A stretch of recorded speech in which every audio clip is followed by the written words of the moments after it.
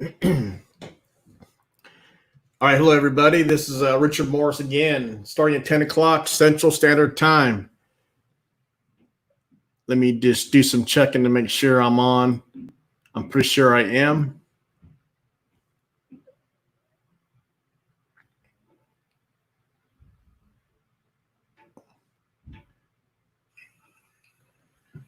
All right, if you are on this live stream, please let me know. All right, if you are on this live stream,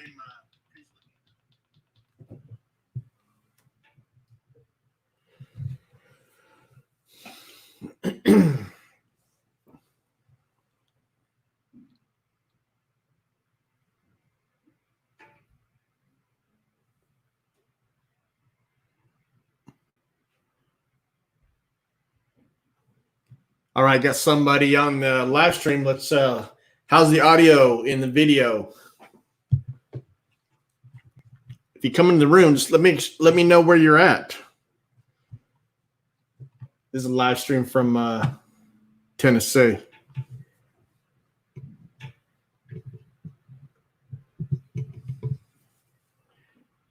If you have any questions, just go ahead and write it down in the chat.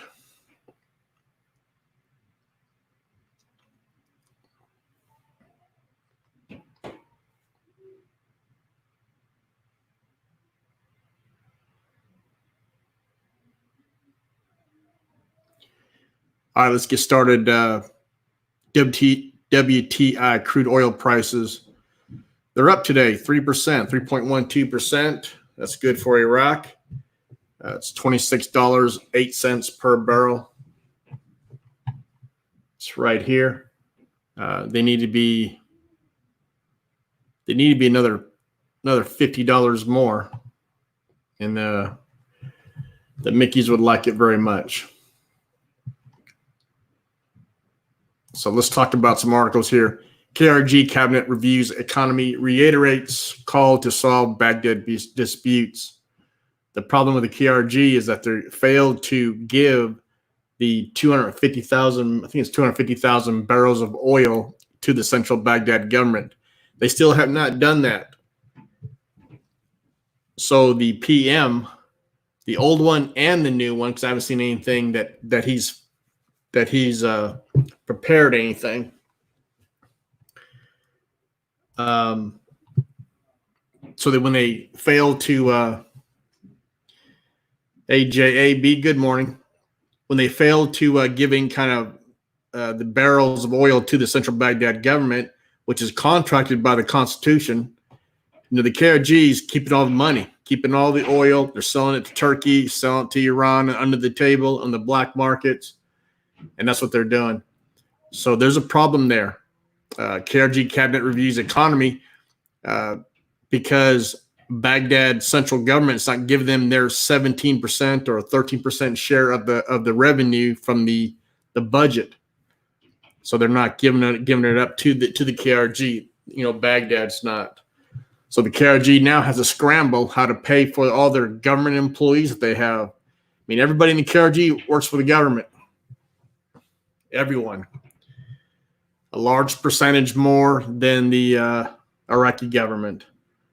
So they're scrambling right now because they have no money coming in from the Baghdad government because they refuse to give them any money. They refuse to give them any money because they're not doing what they're supposed to be doing. So I don't feel sorry for one bit of the KRG, Kurdistan regional government. It's their doing. If you can read right here, Prime Minister of the Autonomous Kurdistan region. And why is it always a Barzani? On Wednesday, restated his autonomous government's call to resolve longstanding disputes with Baghdad in accordance with the Constitution of Iraq. Yeah, they're just not doing what they're supposed to do. They put up too many excuses. And it's the same old game every year. Let's look at this. Last week they traveled to Baghdad, the Iraqi capital, To continue the Erbil-Baghdad talks about oil disputes and the federal government's resulting decision in April to suspend payments of the KRG share of the national budget. They just don't want to cooperate. So I don't feel sorry for them one bit. But they are stealing the oil. KRG is stealing Iraqi oil. You think they benefit the people of the KRG region? It's not. It's going in the pockets of the Barzanis, going in the pockets of all the other corrupt people that are up in the KRG, and that's just the facts. So if you're in the chat here, you can let me know how I'm sounding.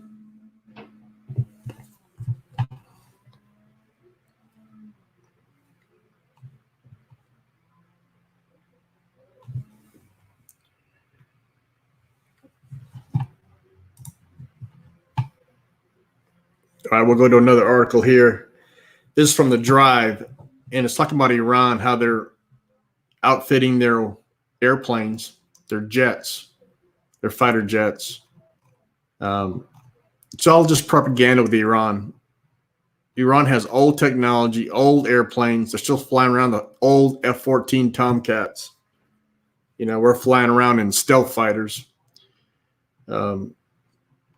So they always have to have propaganda and say how great they are.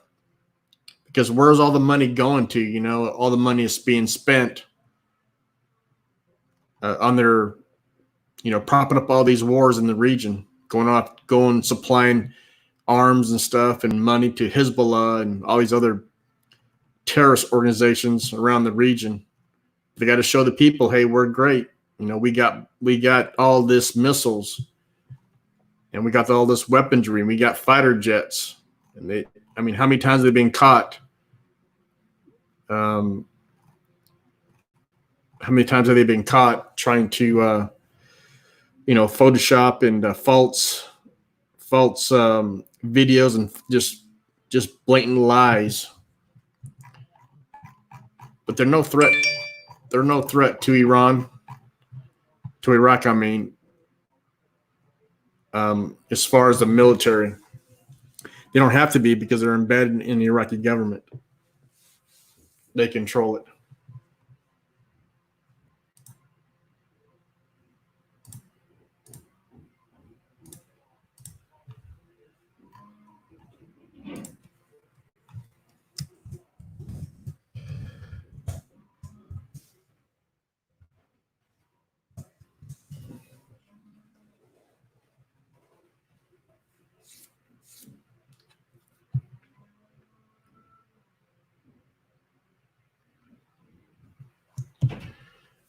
All right. Do we have anybody else? Any questions? Yesterday I was on, had 9 people, and only one question. Right now I have 2 people. This might be a short chat.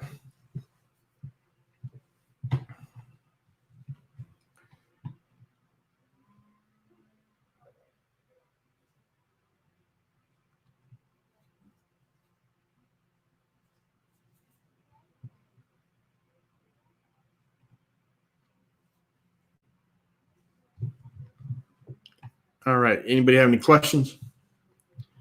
Well, there's only one person, JB. She's hanging in there, I guess. Maybe not.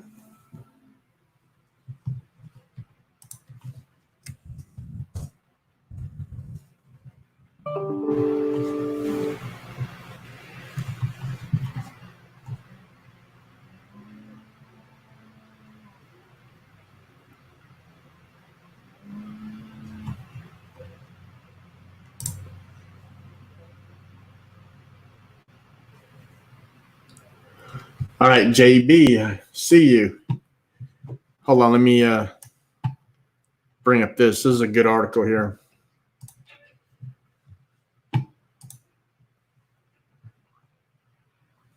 You asking, do you think the new PM will make a difference?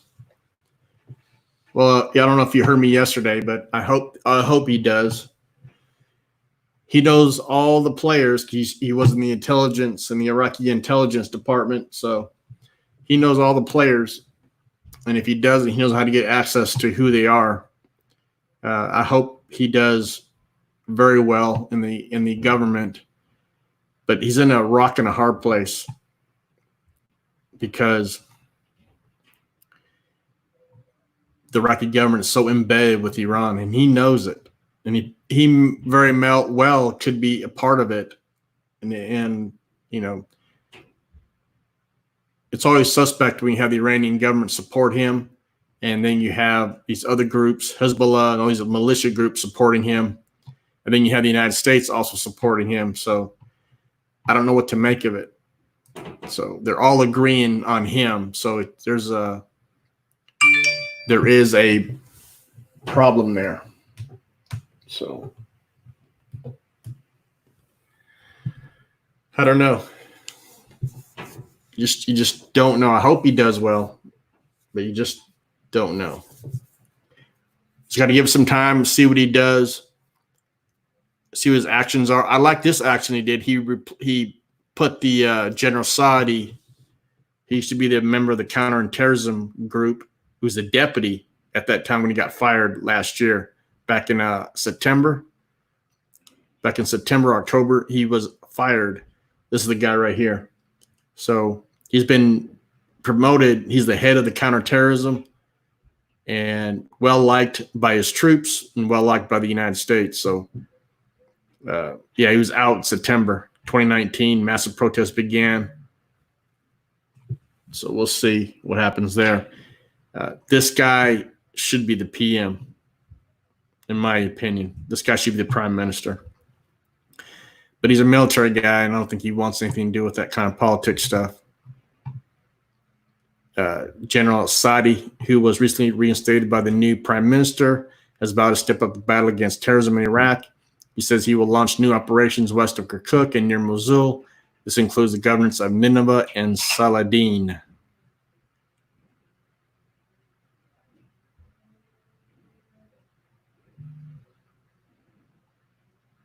So Kurdish Peshmerga and the Iraqi forces used to work well together through U.S. Security Forces Assistance Brigade. That unit was removed from Nineveh during U.S. repositioning. Yeah, the counterterrorism people, they don't want to work with the Peshmerga. It's a possibility they just don't work well together.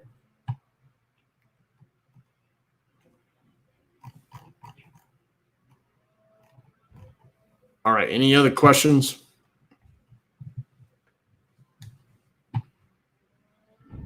Hey, how's the audio there, JB? How's the video? Is it coming in pretty clear? See, my video hasn't changed. I hope it's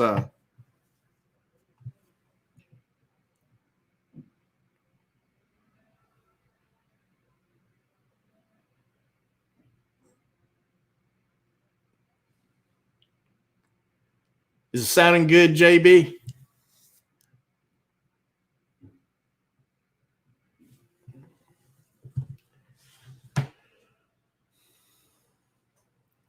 I'm using a new platform, so I hope it's doing well.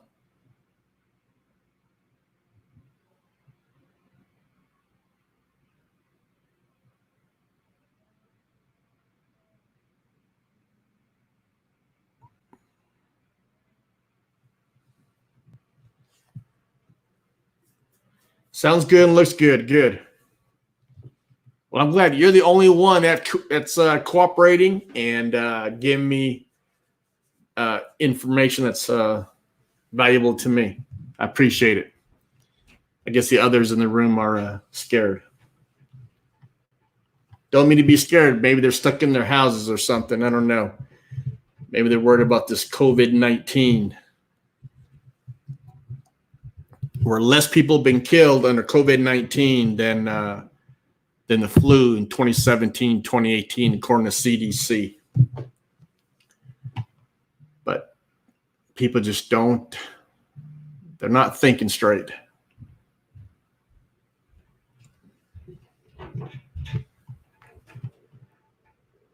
All right. Any more questions there, JB? Since you're the only one asking them.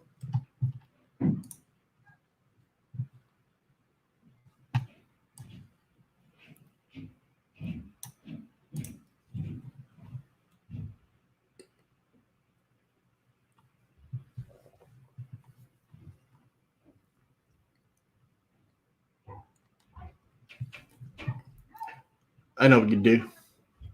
We got to break for a commercial.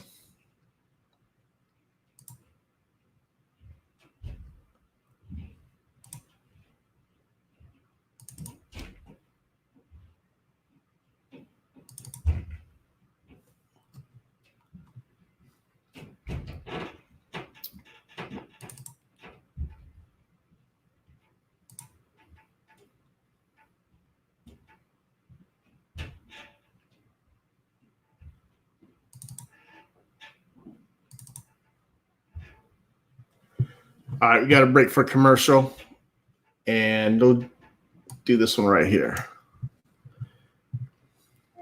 This is Dave's $200 leather jacket. Hey, girls. These are Dave's fancy new driving gloves. This is Dave's new $35,000 car. But this is not Dave. Too bad for Dave. He should have had credit monitoring, fraud, and device protection from Identity USA. Stop theft before it starts with 24/7 fraud and device protection, credit monitoring, and up to an impressive $1 million worth of coverage from Identity USA. All right, that's the product I've been promoting here for last week. Identity theft has been a plague on the United States, on Americans. You know, every 2 seconds, somebody has their identity stolen from them. So it's a $6 trillion industry. $6 trillion. That's not 6 trillion. That's 6 trillion stolen money. They're stealing 6 trillion. So.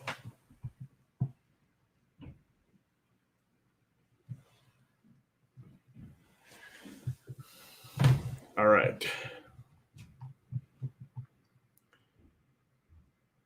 I'm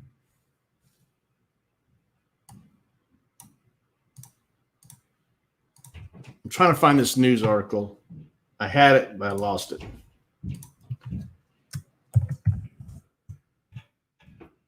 We're good on time. It's 10:19. We'll wrap this up in 11 minutes, all right? But there's 6 people in this room. If you have any questions, just go ahead and ask them. Don't be scared. You got to be scared about. You know, the gurus are scared. They won't come on here and ask me any questions because they're too scared. They don't even know who they are. I'm trying to find this article. Just bear with me.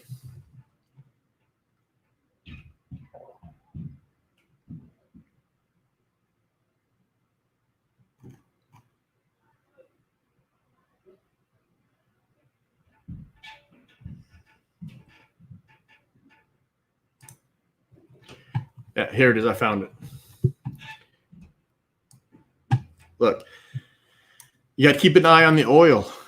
Why do we have to keep an eye on the oil when in concerns with the Middle East and Iraq? It's because that's their number one revenue source. They get, 93, 94% of their revenue is from oil. But right now they're going to cut it. Iraq agrees with oil majors to cut output, but short of OPEC plus target. I told you yesterday that they cannot produce the oil, export the oil, because they got nowhere to put it at so they can ship it, because all the shipping, all the ships, all the tankers, oil tankers are full. So where are they going to go? Even if they had empty oil tankers, there's no way they can go because their destination in China, the destination in Venezuela, Iran, Europe, they're all full because we have this crisis on our hands right now. Everything's full.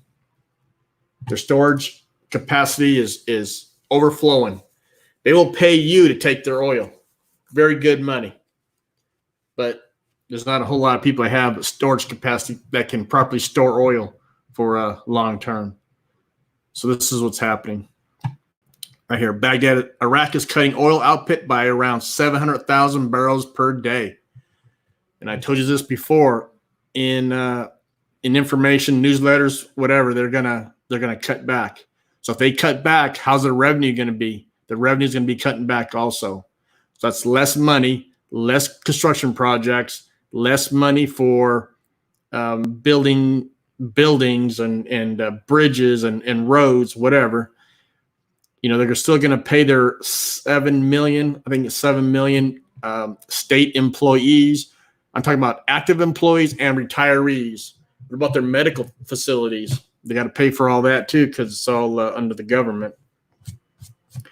So there's going to be some serious cutbacks. They're going to have to tighten up the belt because they're going to lose. They're going to stop 700,000 barrels a day of exporting. So that's money lost. Right here, Iraq has agreed with oil majors operating its 5 giant southern fields to cut 300,000 barrels per day, bringing the total reduction to 700,000 barrels per day. So they're going to cut less oil. It's going to be a big problem for Iraq. They're going to have to start cutting back on different projects, like I'm saying.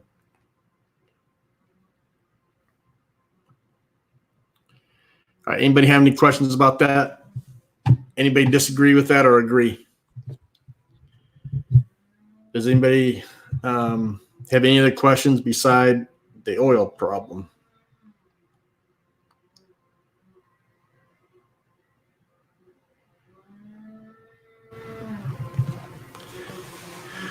If you're hearing that noise, they're doing some construction right outside, so apologize for that.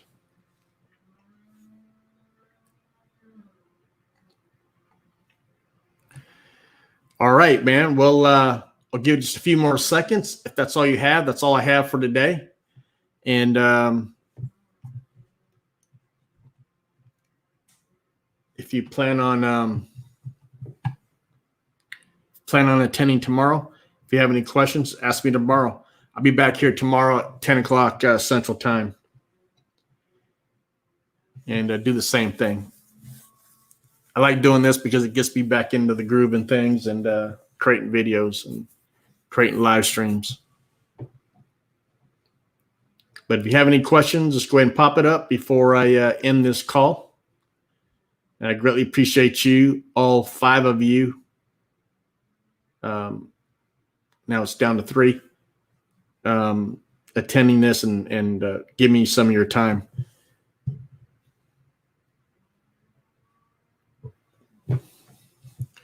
All right, we'll end it here.